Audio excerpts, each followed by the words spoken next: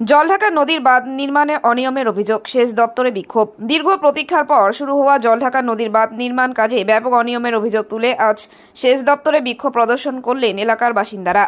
স্মারকলিপি প্রদান করে তারা দাবি করেছেন, নিম্নমানের সামগ্রী ব্যবহার করে তৈরি করা হচ্ছে বাঁধ, যা ভবিষ্যতে বন্যার ঝুঁকি বাড়িয়ে তুলতে পারে। বছরের পর বছর আন্দোলনের সংগ্রামের মাধ্যমে অবশেষে বাঁধ নির্মাণ কাজ শুরু হলেও কাজের মান নিয়ে উদ্বেগ প্রকাশ করছেন স্থানীয়রা।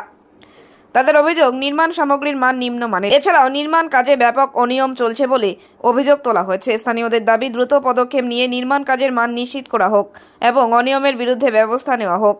দীর্ঘ প্রতীক্ষার পর শুরু হওয়া জলঢাকা নদীর বাঁধ নির্মাণ কাজে ব্যাপক অনিয়মের অভিযোগ তুলে আজ সেচ দপ্তরে বিক্ষোভ প্রদর্শন করলেন এলাকার বাসিন্দারা। স্মারকলিপি প্রদান করে তারা দাবি করেছেন, নিম্নমানের সামগ্রী ব্যবহার করে তৈরি করা হচ্ছে বাঁধ, যা ভবিষ্যতে বন্যার ঝুঁকি বাড়িয়ে তুলতে পারে। কোথায় এসেছেন, কি কারণে, আপনারা কারা? আমরা এসেছি সেচ দপ্তরে, জলপাইগুড়ি। তো আমাদের যেটা উদ্দেশ্য আর কি, আমাদের জলঢাকা নদী নিয়ে দীর্ঘদিনের একটা অভিযোগ ছিল যে সেখানে একটা পারবাদ করা হোক। তো বর্তমানে পারবাদের কাজ শুরু হয়েছে মার্চের দিকে। শুরু করার পরে অনিয়ম করতেছে, যেখানে মেটেরিয়ালসগুলো একটা মেজারমেন্ট ছিল, সাইজ ছিল যে ন্যূনতম 10 কেজি থাকবে, সেখানে সবচেয়ে ছোটো ছোটো বোল্ডার ফেলে ওনারা কাজ করার চেষ্টা করতেছে। এটারই প্রতিবাদে আজকে আমরা অফিসে এসেছি। আপনারা কারা মূলত?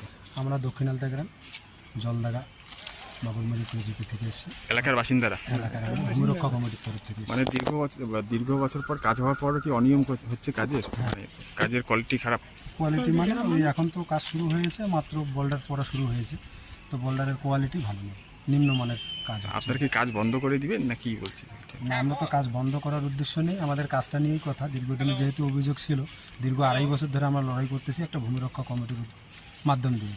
তো সেটা আমাদের আজকে সফলতা আসলো 2024 সালে। আমরা আশা করতেছি কাজটা যেন ভালোভাবে সুষ্ঠুভাবে হয়, পরিকাঠামোগত যাতে কাজগুলো সঠিকভাবে আমরা পাই। আপনার নাম? আমার নাম মমিনুর ইসলাম, আমি ভূমিরক্ষা কমিটির সভাপতি আছি।